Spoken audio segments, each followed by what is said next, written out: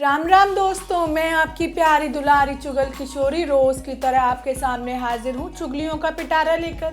पहले मोटा मोटी जानते हैं कि आज की सीरियल की दुनिया में क्या खास होने वाला है। अनुपमा में जैसे ही अनुपमा और अनुज के बीच प्यार की शुरुआत हुई तो शाह परिवार पर नई मुसीबत टपक पड़ी। तो ये रिश्ता क्या कहलाता है में पहली बार अभिमन्यु अपने बेटे अभीर से मिलने वाला है। तो वहीं कुंडली भाग्य में अब प्रीता ने ठान लिया है कि वो अर्जुन का सच पता लगा कर रहेगी। तो ये तो थी मोटा मोटा जानकारी, और अब चलते हैं अनुपमा के घर और जानते हैं विस्तार में सब कुछ। अनुपमा में तो जमकर धमाल हो रहा है। पहले अनुपमा धमाल करती है और फिर अनुज। मतलब आज के शो को देखकर आपका भी नाचने का मन करने लगेगा। मतलब अपने रूठे पति अनुज को मनाने के लिए अनुपमा क्या नाची है। मतलब देख कर ना बस वाह ही वाह करने का मन कर रहा है। होता ये है कि रूठे अनुज को मनाने के लिए अनुपमा एकदम फिल्मी स्टाइल में हीरोइन की तरह अपनी जुल्फे बिखेर कर अनुज को ऑफिस जाने से रोकने की कोशिश करती है। वो करिश्मा कपूर के गाने पूछो ज़रा पूछो पर नाचती है, लेकिन अनुज तो मानने को तैयार ही नहीं है और अनुपमा को डांट कर चला जाता है। अनुपमा को तो लगता है कि जैसे अनुज उससे बहुत ज़्यादा नाराज़ है और वो रोने लग जाती है, लेकिन अनुज भी धमाकेदार एंट्री के साथ वापस आता है और अपने प्यार का इजहार कर देता है, जिसके बाद दोनों के बीच खूब रोमांस होता है। इधर अनुज और अनुपमा प्यार की पींगे बजा रहे हैं तो उधर शाह हाउस में एक बार फिर मुसीबत दस्तक दे चुकी है, और वजह है अनुपमा का बड़ा और लाडला बेटा तोशु।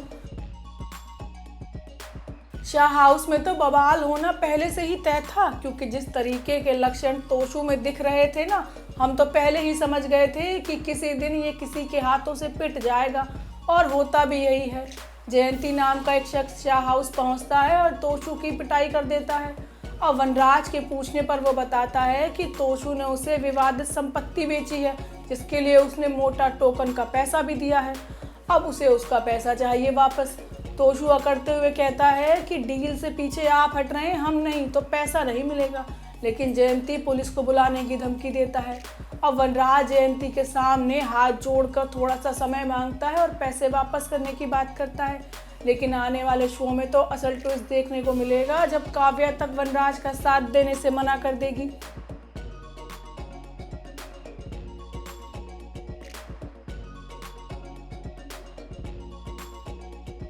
वहीं ये रिश्ता क्या कहलाता है में अभिमन्यु आखिर अपनी मंजिल तक पहुंच गया है, यानी शिमला। और अब तो लगता है कि खुद अभिनव ही दोनों को मिलाकर रहेगा। बेचारा अभिमन्यु पहली बार अपने बेटे से मिलता है और उसे पहचान तक नहीं पाता। अब उसे क्या पता कि उसकी कोई औलाद भी है। होता ये है कि अभिमन्यु शिमला पहुंच गया है और सबसे पहले वो फ़ोन भी अभिनव को करता है, क्योंकि ढाबे से उसे अभिनव का नंबर ही मिलता है बतौर टैक्सी ड्राइवर। वो अभिनव को कॉल करके अपनी परेशानी बताता है कि रास्ता बंद है और उसके पास रुकने की जगह नहीं है। पहले तो अभिनव मना कर देता है, क्योंकि उसे अबीर के फैंसी डांस कंपटीशन में जाना है। लेकिन बाद में जब फीस की बारी आती है तो अभिनव के पास तो पैसे ही नहीं है फीस भरने के। सो बेचारा अभिमन्यु को ढूंढता हुआ ढाबे पर पहुंच जाता है। अभिमन्यु को पहली नज़र में ही अभिनव भा जाता है और वो उसकी टैक्सी में सवार होकर निकल जाता है। उधर महिमा रूही को डांटती है कि उसे अभिमन्यु ने कुछ ज़्यादा ही बिगाड़ रखा है। वो रूही पर गुस्सा भी करती है, लेकिन तभी मंजरी आ जाती है और कहती है कि इतनी कड़वी बातें करने की क्या ज़रूरत है। महिमा कहती है कि ये सच्चाई है और इसे जितनी जल्दी समझ लो वो बेहतर है। हर वक्त अभिमन्यु का ध्यान रूही पर तो नहीं रहेगा, समय बदलता है। अब आने वाले एपिसोड में आप देखेंगे कि खुद अभिनव ही अनजाने में अभिमन्यु को लेकर स्कूल के प्रोग्राम में पहुंच जाता है। अब देखना होगा कि पहले वो अभीर से मिलेगा या अक्षरा से, और मिलने के बाद क्या ही होगा।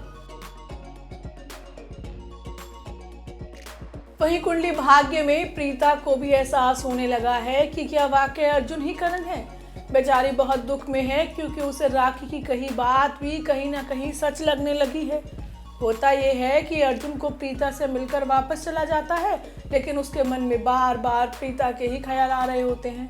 वो सोचता है कि काश वो प्रीता को बता सकता कि वही उसका करण है। अब इसी बीच प्रीता अर्जुन के साथ बिताए पलों और करण के साथ बिताए पलों को याद करती है और महसूस करती है कि जब जब अर्जुन उसके करीब आया है उसे करण की याद आई है। बाद में प्रीता ये सोचकर रोने लगती है कि ऐसा क्यों हो रहा है कि उसके मन में अर्जुन के प्रति भावनाएं आ रही हैं। अब प्रीता की भावनाओं में आग में घी डालने का काम करती हैं सृष्टि की बातें, जो कहती है कि उसे भी राखी की बात कहीं ना कहीं सच लगती है, क्योंकि उसने अक्सर करण में अर्जुन को देखा है, खासकर जब वो प्रीता के साथ होता है। लेकिन प्रीता कहती है कि अगर वो वाकई करण होता तो वो मिलने ज़रूर आता, वो हमसे बात क्यों नहीं करता और हमारे साथ क्यों नहीं रहता। अब सृष्टि प्रीता से कहती है कि बस इसी बात का तो पता लगाना है, और इसके लिए दोनों बहनें मिलकर कोई प्लान भी तैयार कर रही हैं। मतलब अब दोनों बहनों ने मिलकर कुछ बड़ा करने का सोच लिया है। वहीं गुम है किसी के प्यार में एक बार फिर पत्रलेखा को लगेगा कि उसके साथ तो धोखा हुआ है। बेचारी जब जब विराट के साथ नई जिंदगी की शुरुआत करने की कोशिश करती है, कुछ ना कुछ ऐसा हो जाता है कि बेचारी अपनी ही किस्मत को कोसने लग जाती है। होता ये है कि विराट सई को कहता है कि वो खुद वीरू के बारे में पता लगाएगा। अगले दिन विराट सई को मिलने के लिए बुलाता है और सई को आधी सच्ची और आधी झूठी कहानी सुनाता है। विराट बताता है कि जो वीनू हमें मिला था वो हमारा वीनू नहीं था, वो बस हादसे का नहीं बल्कि कार हादसे का पीड़ित था, जिसे अब एक दंपत्ति ने गोद ले लिया है। अब ये कहानी सुनते ही सई फूट फूट कर रोने लगती है और विराट से कहती है कि मेरे साथ ही ऐसा क्यों होता है। बस इसी इमोशनल पल में सई इतना ज़्यादा बह जाती है कि भूल जाती है कि विराट से उसका तलाक हो चुका है। वो विराट से गले लगकर बहुत रोती है और दोनों का ये जो गले मिलाव वाला सीन होता है ना, ये पत्रलेखा देख लेती है। अब बेचारी देखकर भी चुप हो जाती है। तो चलिए दोस्तों, ये तो थी आज के सीरियल्स की जानकारी। आपको हमारा शो कैसा लगा हमें लाइक कमेंट करके ज़रूर बताएं। साथ ही हमारे चैनल को सब्सक्राइब करना ना भूलें। हम फिर कल आपसे मिलने आएंगे इसी समय पर। तब तक के लिए राम राम।